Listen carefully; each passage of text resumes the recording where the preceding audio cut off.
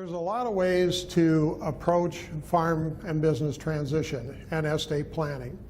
And at a special request, this is the approach that I'm going to use today. What I want to do is, with you, outline a straightforward, simple form of transitioning the business. Now, I think some of you are thinking, how can you use the word simple and farm transition in the same sentence? Well, this does not have to be complicated. And I'm going to show you a secret as to how to make it less complicated. And again, there's many ways to come at this, but I'm going to come at this from basically a four-step process. First of all, starting the discussion. This is the biggest difficulty, the biggest hurdle, getting started with the process. Secondly, doing a financial analysis of the business. Is there enough money to go around, and is the business going to survive? And I'll share some statistics about that. Thirdly, and this is probably the second most important part, is to develop your goals list. This is the document you take to your professional team. Now, this lists in priority order what you want to have happen to your business assets and personal assets, and probably more importantly, what you do not want to have happen to those assets. And the fourth step is to call your attorney and make an appointment. It's that simple, okay? And hopefully I can prove that to you and make you believers. Now, as I mentioned, the biggest hurdle is to get started. Opening up this box, starting to talk about transitioning out of the business for mom and dad, coming into the business for the entering generation. So this requires some discussion, which then drags us into this whole arena of communications. Now, a lot of people don't like to discuss and plan. First of all, with this topic, it's too complicated, right? Lots of things to think about. Well, I'm going to hopefully share with you how we can take away that complication. It's also scary for mom and dad. It's looking at the end of your life. Not your life, but the end of your career, right? And I know how scary that is because I'm facing retirement. So it's a different world. Many of us don't like to plan. We get a plan put together and what happens? Government changed the law and our plan's worthless, right? So we'll talk about that just a little bit too. Requires communication. I'm not very good at that. Lots of folks aren't. But I'll share some things with you that can help ease that process. And again, this issue of facing our mortality. We're coming to another point in our life. I want to start talking about something that a friend and a colleague of mine, John Baker, who is an attorney with University of Iowa Extension. John talks about the family paradigm versus the business paradigm. Now, that word paradigm simply means a way of looking at things. It doesn't mean 20 cents, 2 dimes, right? Paradigms? Okay. It means a different way of looking at things. So we have a family paradigm and a business paradigm. Now, why is this important? One of the blessings of being a farm family is that, what? You live where you work, you're your own boss, your family is there with you, and they work with you, right? One of the challenges, and for some families a curse, is you live where you work, you're your own boss, your family is there, and they work with you, right? So this is an important concept.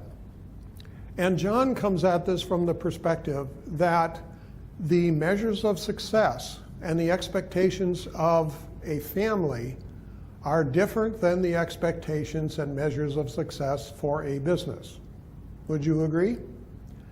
So what he's saying is, if you can, keep those separate. Whoops. Hit the wrong button. Let's look at that diagrammatically. On the left, we have the family paradigm. And if we look at those words there, it's emotion-based, right? We love our families. We want to keep them healthy, safe, happy. When we make decisions, when we do things within our family, they're almost automatic, right? They're subconscious. We don't have to think about them. Also, we're inward looking and we want to minimize change. We don't want to change that family, even if there's grandchildren. We want to keep everyone close and together, right? Move over to the business paradigm. There we're task-based. There's certain things we need to accomplish. And they're very strategic. We have to be strategic about it. We have to think about what we're doing, right? Also, we're looking outward. The two legislative folks shared that with you. We have to look outside of our business, our community, and look at what's going on, what's happening, and how do we use that? How do we exploit that in our business? Do you begin to see the two differences? Where those two mesh in the middle there, that's where we start to get friction. Let me share a story with you about a farm family. They had a large beef cow-calf herd and several acres, crop acres. And mom and dad had 4 daughters. 2 of those daughters and their husbands spent a lot of time out on the farm, Jane and Sue. One day Jane asked Dad, what's your plan for the farm when you retire? And Dad very quickly answered back, well, I'm going to divide it equally among you 4 girls. Well, Jane was taken aback and she said, well, Jane, I, and Sue, and our husbands have spent a lot of time out here. They were out there during calving season, planting season, harvesting season. Is that really fair? And Dad said, I'm the father, the patriarch, and they're my assets. I can do anything I want with them. So what did Dad do? They were talking about business, right?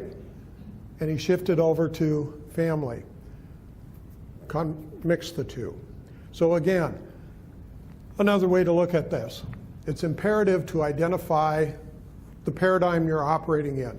If you have a family get-together, it's always appropriate to act like a family.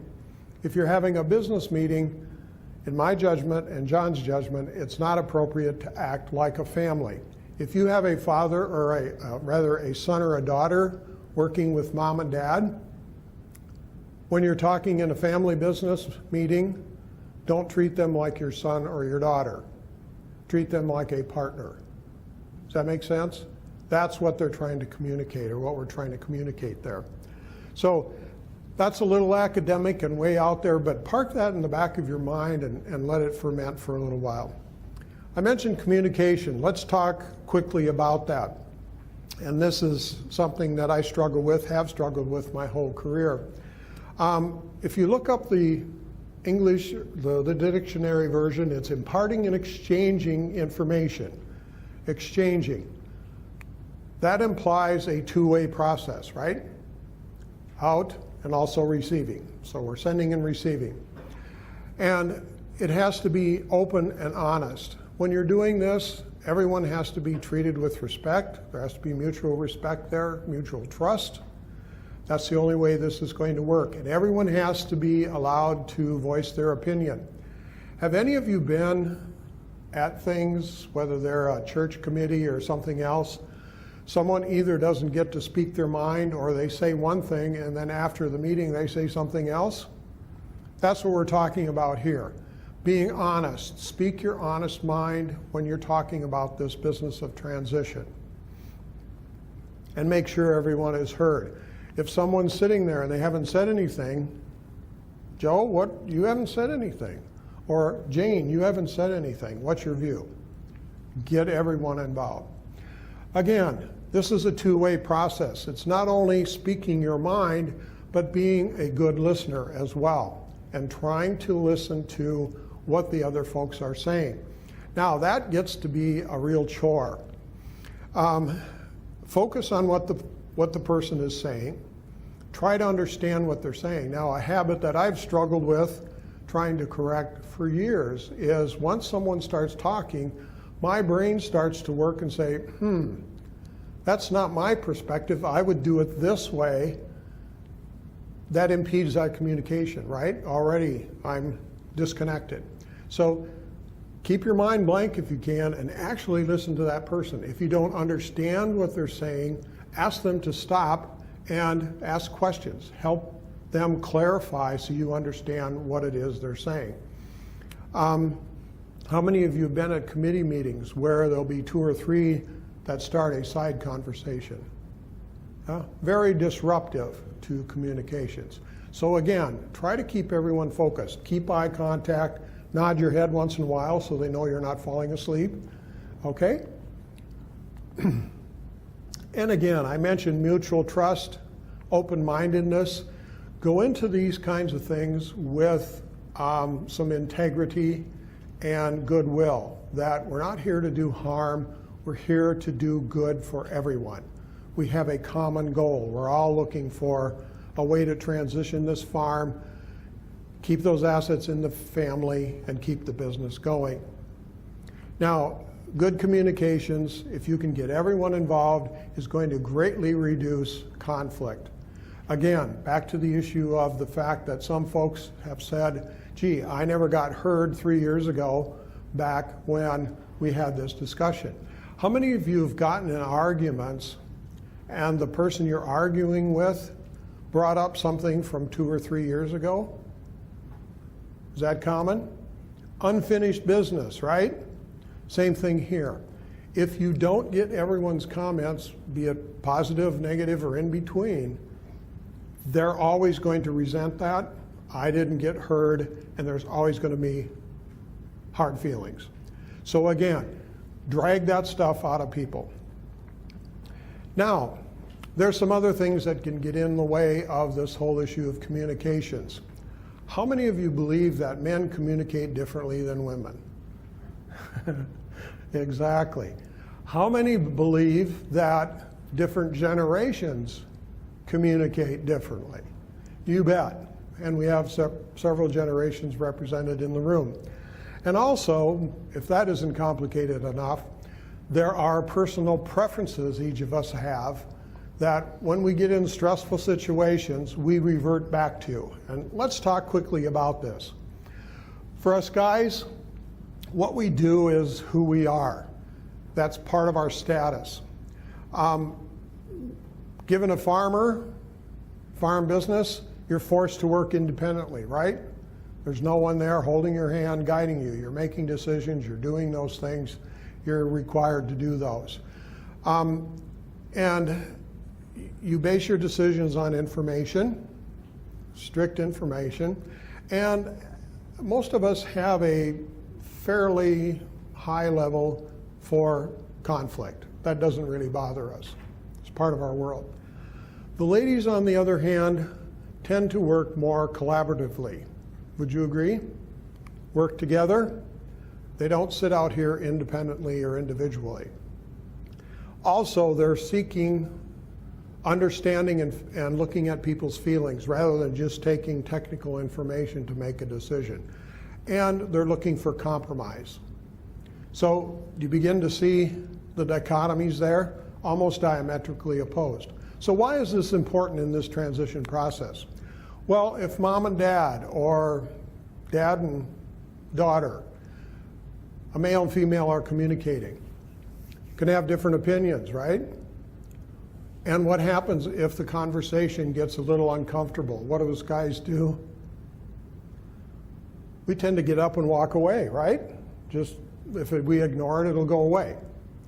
Now, I've had lots of farm wives say, I feel like I'm not listened to, I'm not heard. So again, it's important that everyone is included in the process. If there's 2 males discussing something, what can happen? Tempers can flare, right? And if things get bad enough, they're both going to go, get up, walk away, and that defeats the purpose. So the point here is to understand that there are differences, first of all, and then embrace those as being good, not bad. From the viewpoint that if everyone can express their opinions, you're getting more viewpoints, more information, more data, and you're going to get a better, more successful outcome. I truly believe that. I've seen this work. Let's look at generations. Here are the generations. And by the way, you should have a handout on your table with all these PowerPoints in it to follow along with. So, each of those generations, as they lived their lives, had life events. So if we look at the silent generation, these are the folks that lived through the Great Depression and World War II. So based on those life events, they develop a certain set of values that they hold very close and dear to them. And these are what is important and what drive how they think about this process. So out of that has come, as you would guess, hard work, sacrifice, loyalty to country, business, and family, and conformity. Now the baby boomers, there things were starting to expand. Civil rights, women's liberation. We had a Cold War along with the Vietnam War, which didn't seem to come to an end anytime quick. So some dissonance there. They come out of that with values of optimism, good work ethic. I've talked to people that hire employees. They love to hire folks from the farm, and especially baby boomers, because they know how to work. Had an attorney tell me, I'm tired of hiring millennials. They don't want to work. We want these kinds of folks. Then we have the Generation Xers. Here, media started to play a big role. You had the gentlemen both mention earlier media. This is where we had Watergate coverage. It's the first time that that much media was blasted at a governmental issue. MTV. This is also where the economy changed. Moms left the home and started working outside the house. So there were a lot of latchkey kids. Kids came home, there was no one there, they had to let themselves in.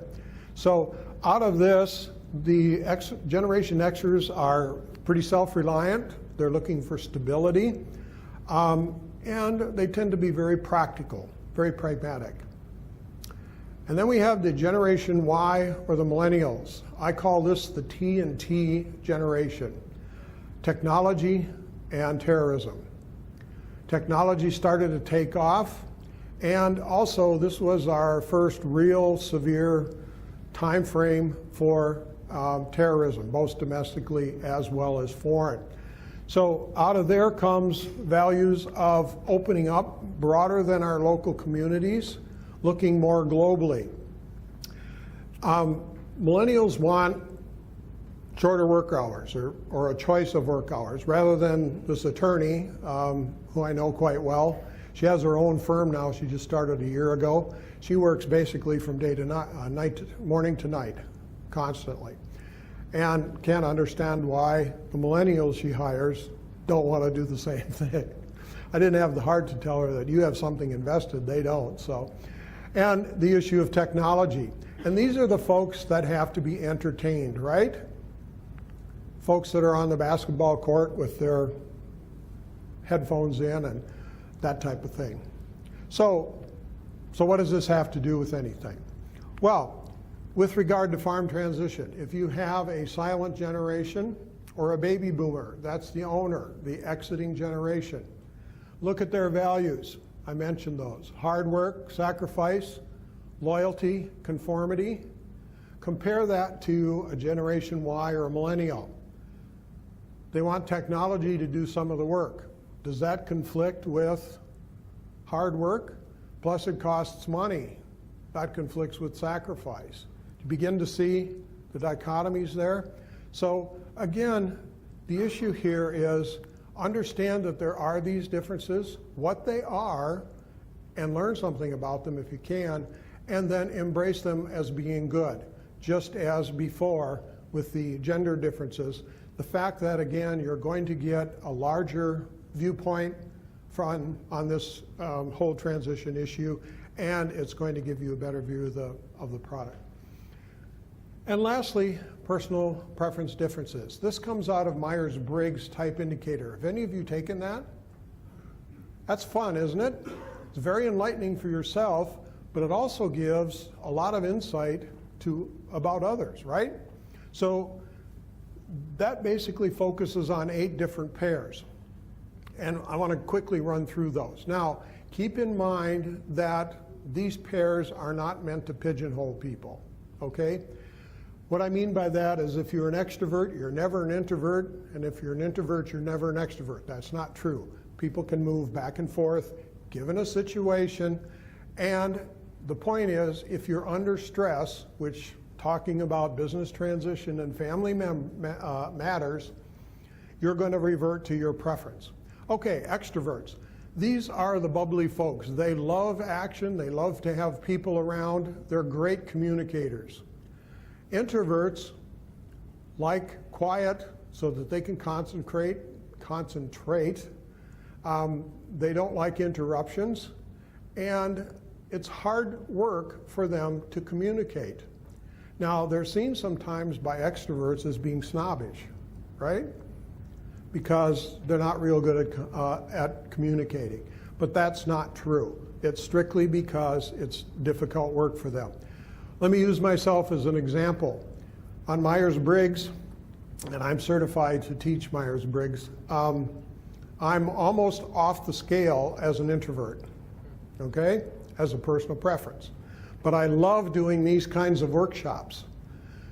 However, when I'm done, my battery is drained. I'm going to get in the van and drive home all by myself. That's when my battery charges up.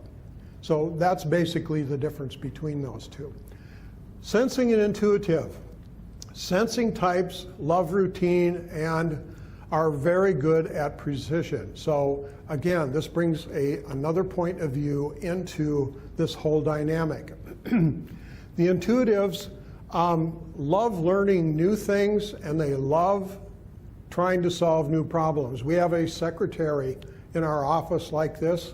Without her, we would be dead in the water. I would be dead in the water. There are things she can solve that no one else knows anything about. She's fantastic.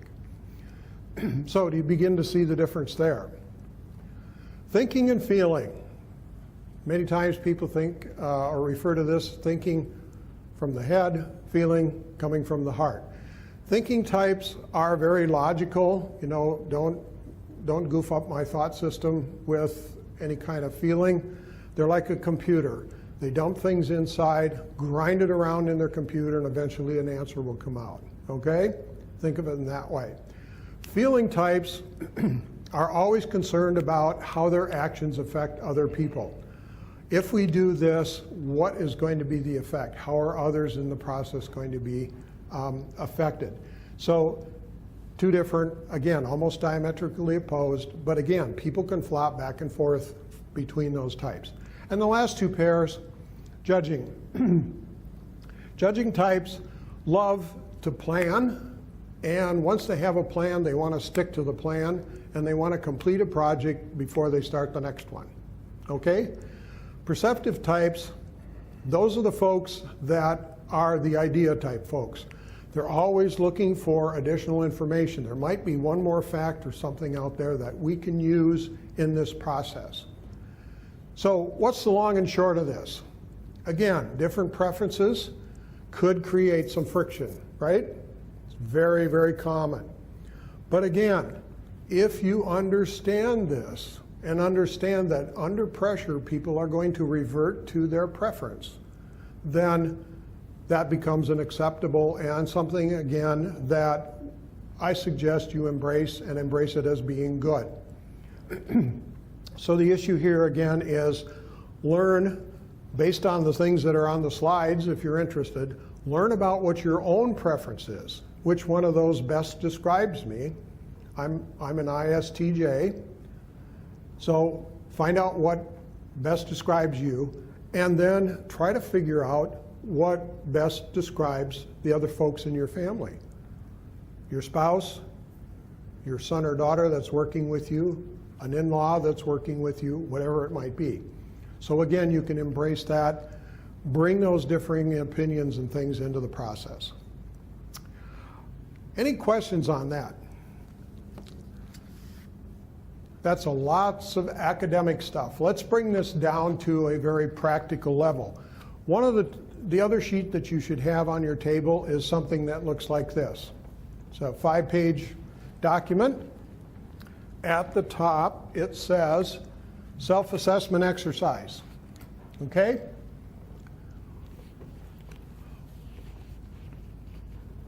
part of making this communication thing work is understanding what is my personal communication style. Would you agree with that? That's part of it. The other part of it is how others and what others' styles are involved in the process. So, step one in this, you will see that there are 40 pairs of sentences here. What I'd like to have you do as quickly as possible, grab a pen, go through and circle one of the pairs in each of the pairs. So if you're looking at one or two, circle a one or a two, and do that for all 40 pairs. And do this based on which most typically is your personality, fits you. Now you're going to come across some pairs that say, none of these fit me. Don't spend a lot of time on those. You have to pick one, so pick one that is closest to you if you had to pick one. And go through again and circle one of each of the pairs. So do that as quickly as possible. Page 1 and page 2, there's 40 pairs there. If you read the instructions, the next thing to do is score what you did.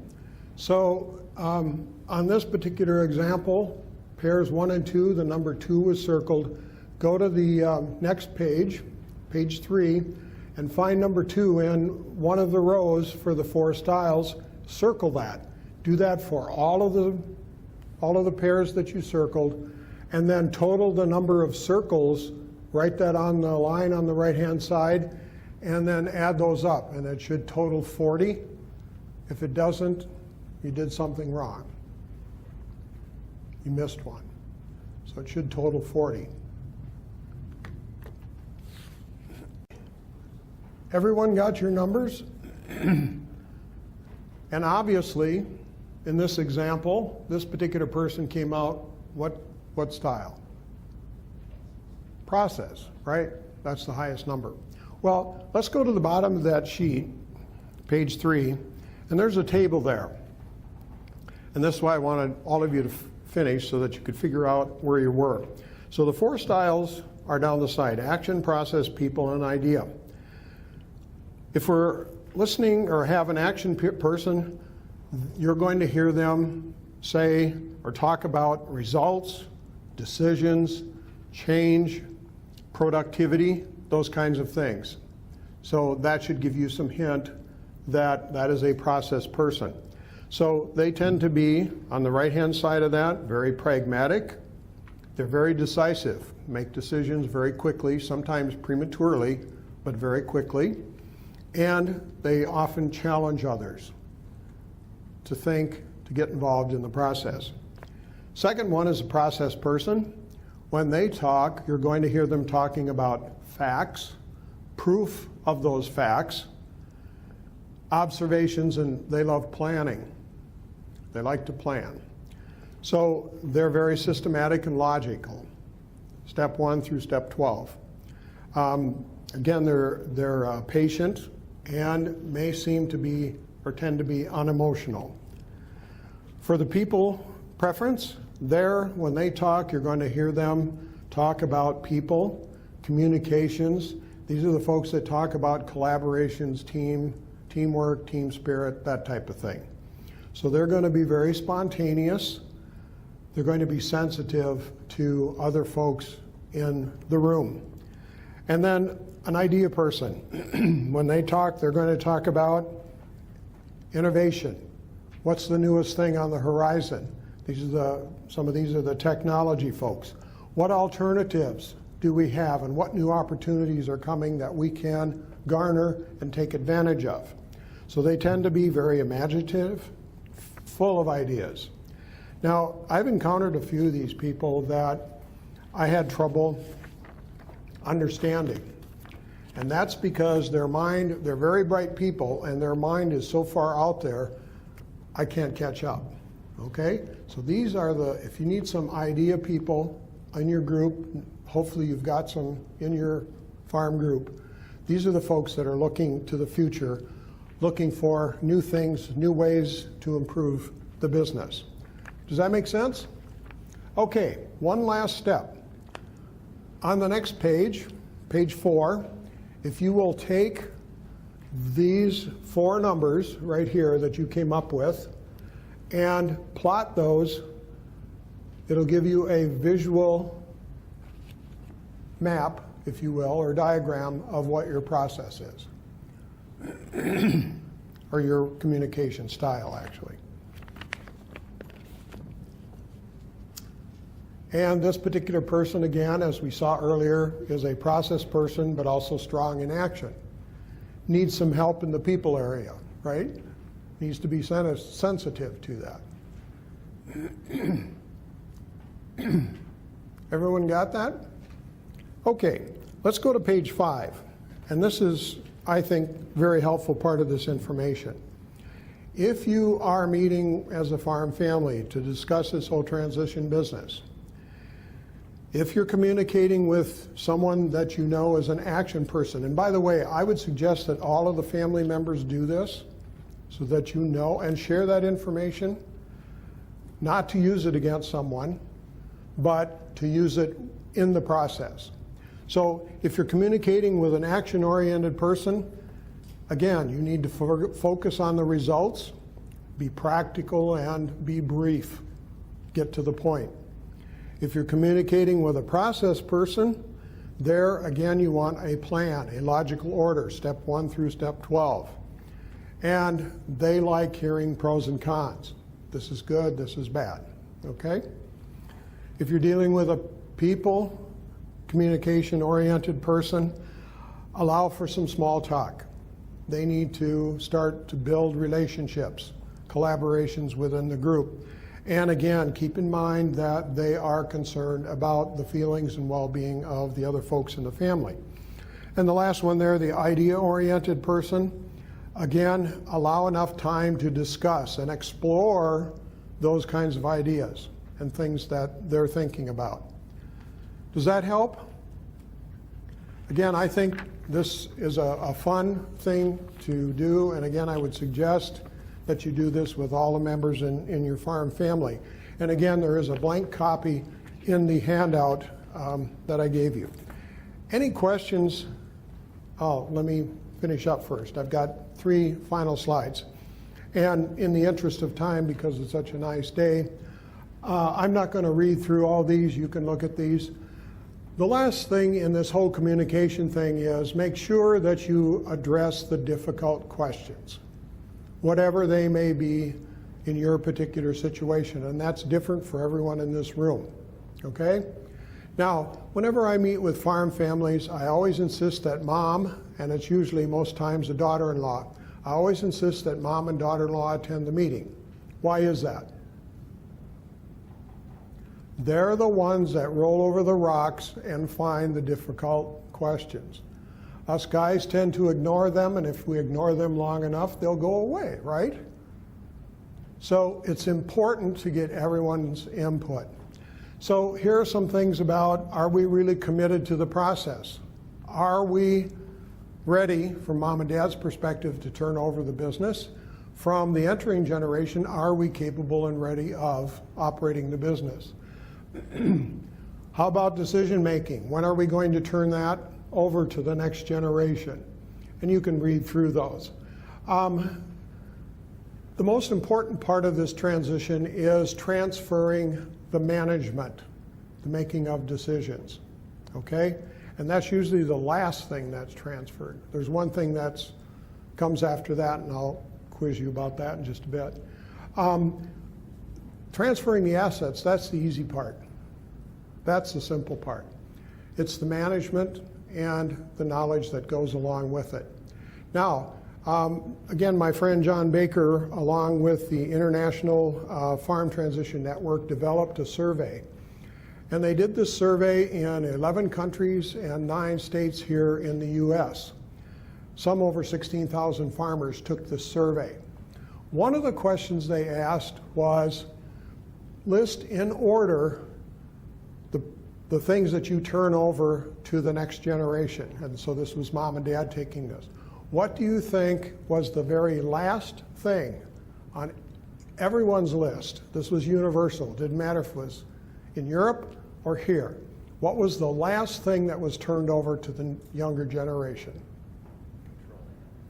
Control. Control is too broad.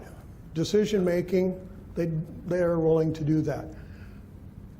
The biggest thing as part of control was the checkbook, the business checkbook. That was the last thing that was turned over to the incoming generation.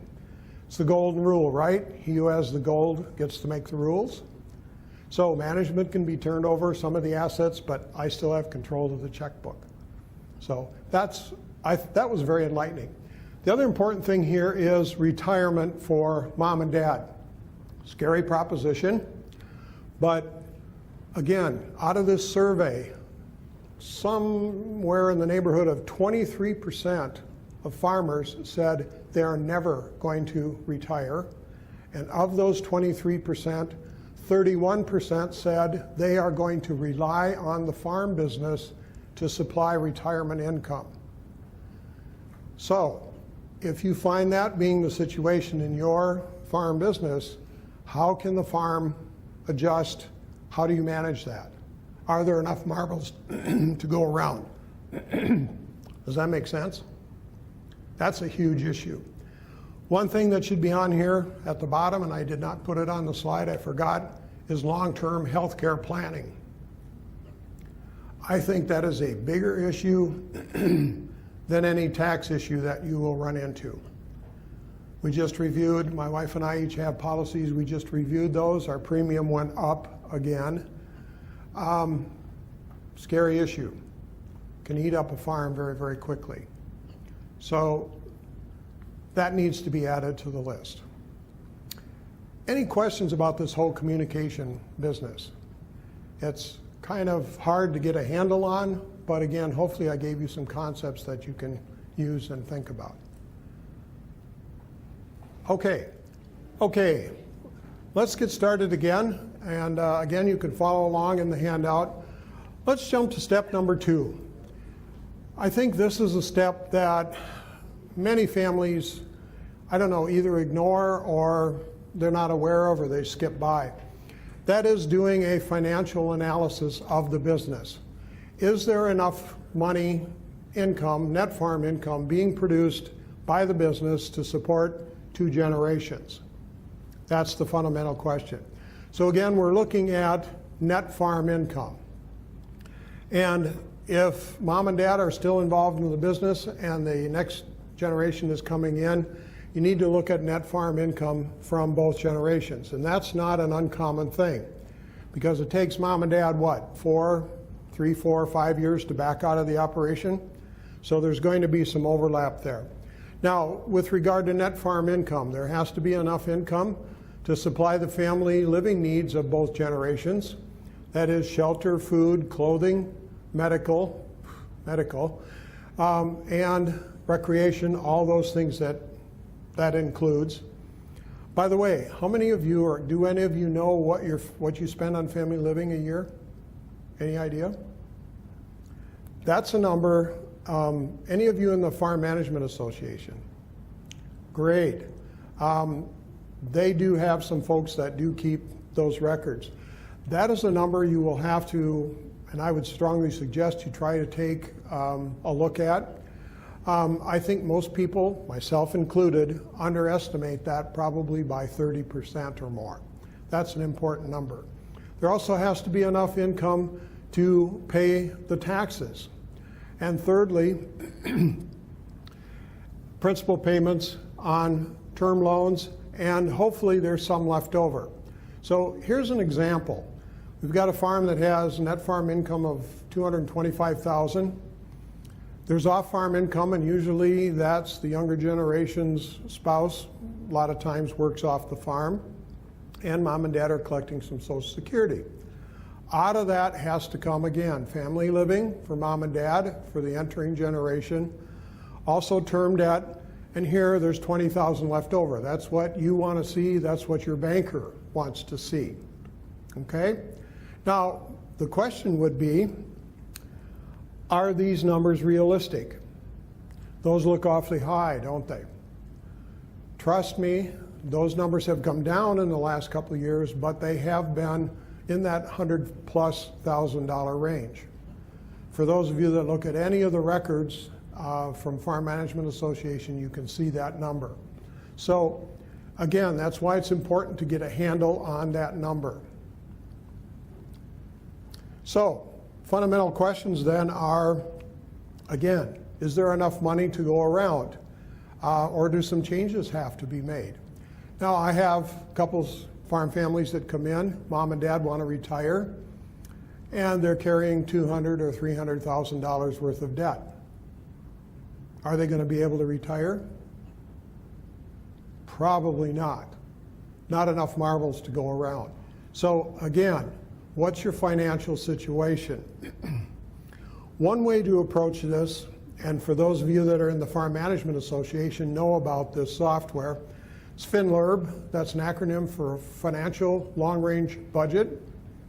FinLurb is part of 3 other software pieces within a broader software package called FinPack. And this comes out of the Center for Farm Financial Management at the University of Minnesota. This is a very user-friendly piece of software. If you're in the Farm Management Association, they can help you do this. They can go through a FinLurb. So looking at alternatives, what happens if we do this or this or this? Financially, what happens? Bankers have this. Several bankers have this software. They might be able to help you. An accountant might be able to help you. You can also buy this software yourself. And I know you're all, excuse me, I know you're all busy, but they do have face-to-face training, but also some online modules that you can use to learn about this. It costs $149 a year. In the scope of things and what you have at risk, I think that's a small price to pay. And you can do your own FinLurb. So it's kind of like farming on paper, and it alerts you to any kind of pitfalls. This is what a FinLurb printout looks like, and I apologize for the small print, but I wanted to show you what this looks like. Essentially what you do is put in your base plan. That's right here, how you're farming right now. Then you have the option of putting in 15 different alternatives out here.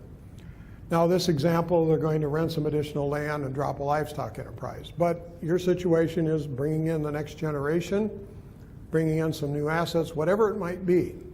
And you can put this into the software. What it does is calculates a net farm income, an income statement. This is the most important part of the process. The income statement will tell you whether or not there's enough money to go around. And here we have all the numbers. 2 numbers are positive, 1 is negative. You want those all to be positive. The FinLurb is also going to do a cash flow statement. That is where the money comes from and where it goes. And lastly, a net worth change. Again, you want all of those numbers to be positive. That is a green light to move forward with your transition.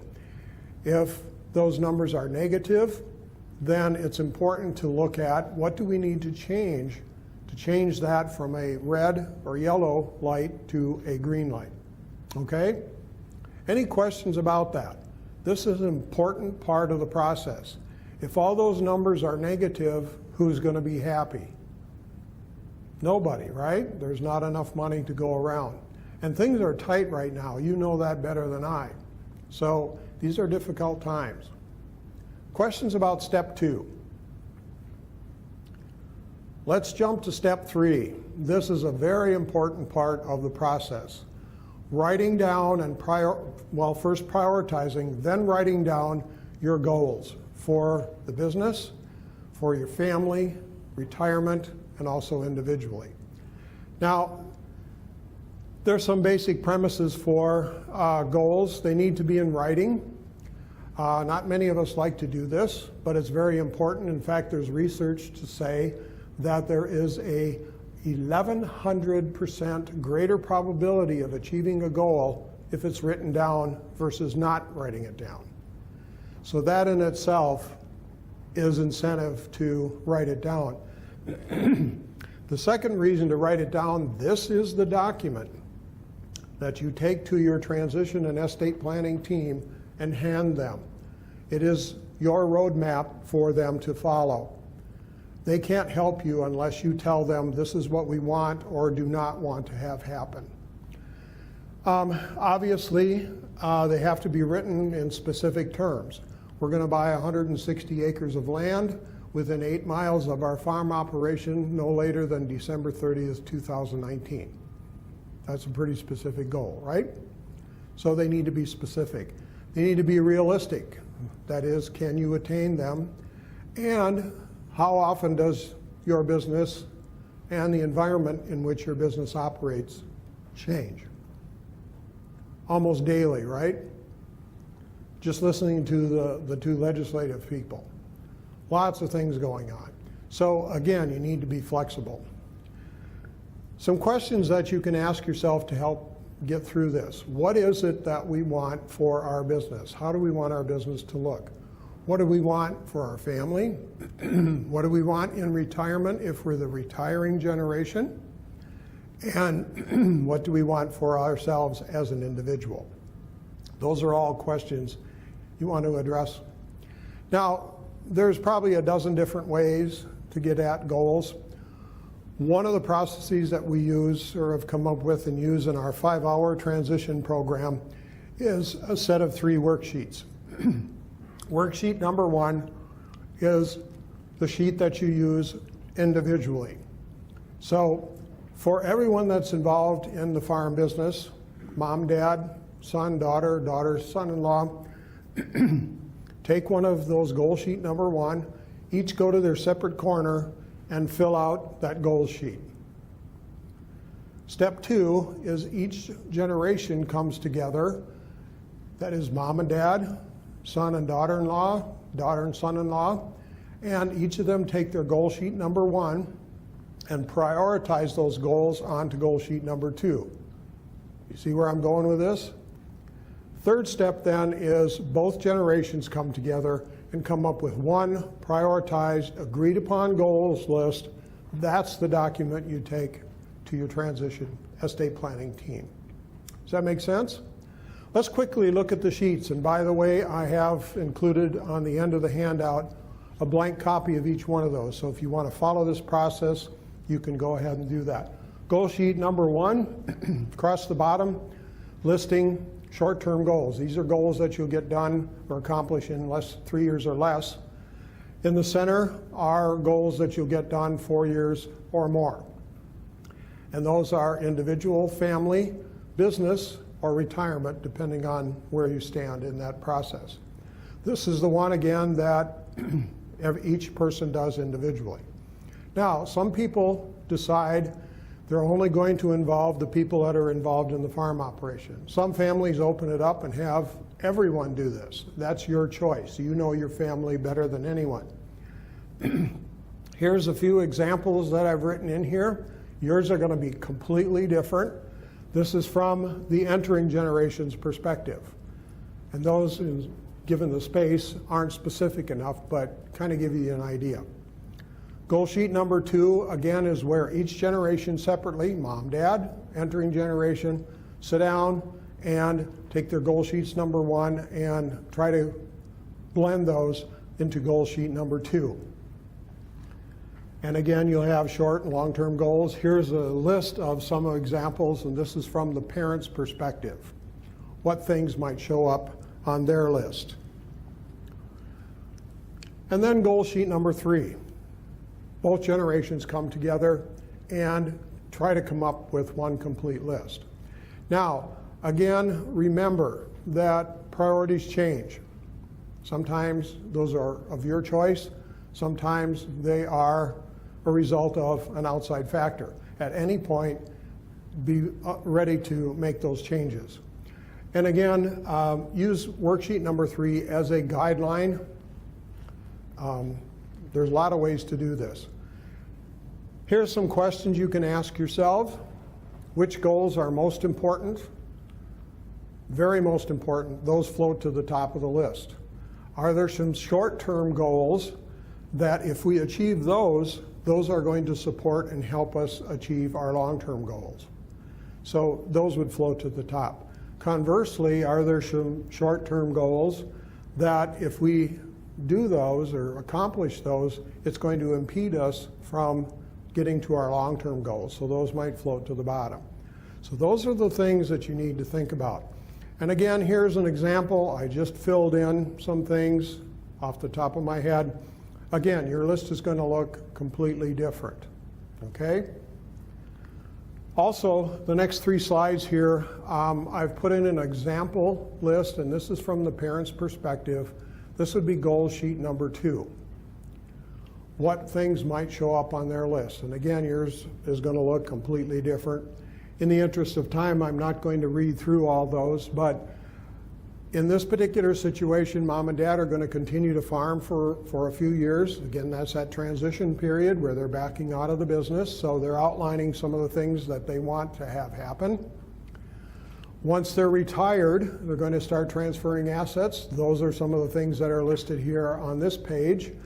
And at the end of this, as well as the next one and the last one, upon their death, here is where our assets are going to go. So again, keep in mind that this is only an example. Again, make sure that your goals are in writing and they're in priority order. That is key. Any questions about goals? It's not a popular or fun thing to do, but it's the fundamental foundation. If you are not clear and firm about your goals, this whole process will not move forward. It's very important. And again, as I mentioned, there are a blank example of each in the back of the handout, so you can use those. Okay. Now I can hear what some of you are thinking. Gosh, he didn't say anything about taxes, business entities, a will, a trust, none of that stuff, right? Well, there's a reason for that, and that's step 4.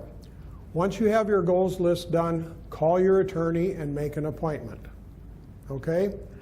It is the role and responsibility of that transition and estate planning team to take all those pieces, all those things, and put them together in a plan based on your goals. You are in the driver's seat. They need to follow your goals. So that plan then is tailored for you and your farm business operation. Does that make sense? If the attorney calls up on the computer a blank form, it's the same form, they just type it out and have you sign it, close up your paper and walk out and find a different attorney. Okay? Again, on that team, as I've listed there, you're going to have an attorney, if you work with an accountant, financial planner perhaps, your banker, an insurance agent, your farm management instructor if you're in that program. Think about including any of those people that might have input into developing that plan. Does that make sense? Okay. So your role is to go through the first 3 steps, well actually the 4th step, you have to call the attorney, but start the discussion, do a financial analysis, and then write your goals list. That's your responsibility, and I know all of you can do that. I know you can. Now, it is not your role to put all those pieces together into a plan or to write your own plan. And the reason I say that, and I've seen this over and over and over again, if you start to get into thinking about what's the difference between a will and a trust and which one do I need, there's 6 or 8 different business entities in Minnesota. There's the same in South Dakota. If you get mired down in all of that, you're going to get very frustrated and very exasperated, just like little Joey here. That's how you're going to end up. And guess what then happens to the process? Dies. It doesn't go any further. So again, it sounds like I'm preaching, and I am. Do your goals list, finish up that process, do your goals list, and then call the attorney. Now, a couple of other things. Once you've gone through all that work, you have a lot at stake, right? You've got 30, 40, 50 years of work in this business. My mom spent 61 years of her life on the same farm. Don't chintz on the other end. Hire quality help. Don't go to LegalZoom.com to do a will or a trust, okay? Hire a competent attorney. I don't know if you're interested. I have a list of attorneys that are members of the Wealth Council and NALA, which is the National Association of Elder Law Attorneys. I have copies of those if you're interested. You can take those with you. But again, the point is hire competent help. You've got a lot at stake. Now, I know cash flows are tight, but you have a lot at stake. So come up with the funds if you can. And again, the team approach. Ask lots of questions. And then once you have this process completed, you have your plan together, I strongly suggest that you share it with the other members of the family, okay? Now, you want your family to come after you're gone, to come together for Thanksgiving and Christmas and those things, right? If you don't share your plan and they hear something very bad from the attorney after you're gone, they can't ask you, why did you do that? That's going to cause some fracture in the family. Now, if you share this with them, they still could be upset with you, but at least you can say, this is why we did it, and please honor our wishes. Please come together and stay together as a family. Does that make sense? I think that's very important. Now, for those of you that want that additional background information, all that stuff about taxes, trusts, wills, business entities, all that stuff, that's nice to know information, because when you go into the attorney's office, they start talking about a revocable living trust or a limited liability partnership. You know what that is. That saves time, right? And when you're working with those professionals, time translates into money, right? Now, I've had attorneys who have had clients that come to our 5-hour workshop. They've gone through the goals process, and these attorneys have come back to me and said, you know, this is very helpful. Those folks that have gone through the goals process, they have their plan, it's all right there. We don't have to sit and argue or wrangle out what they want to do with X, Y, or Z.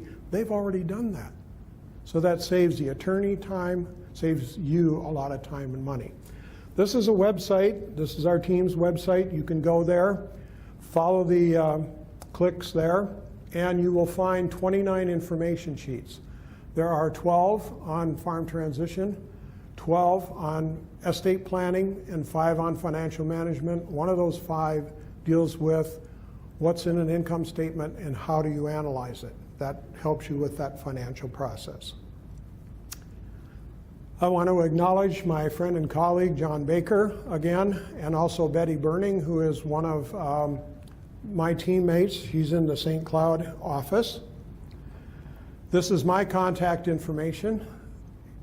And with that, I'm finished with what I want to present.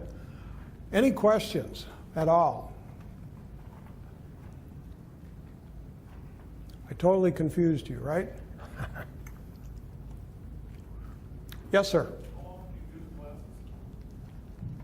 How often do you do the classes? How often do we do the classes? If you go to that website, the classes will be listed. We don't have a specific schedule.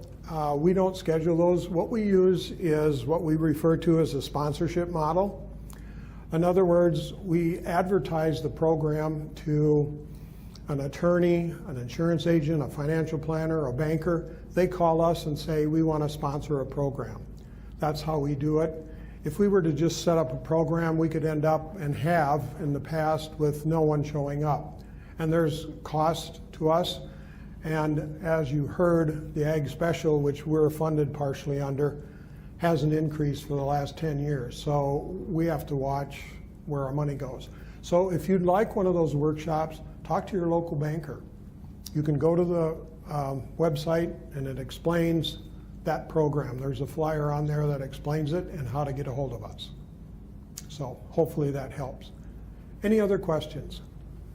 So Gary, how do you deliver that program? Is it in-person workshop or is it online?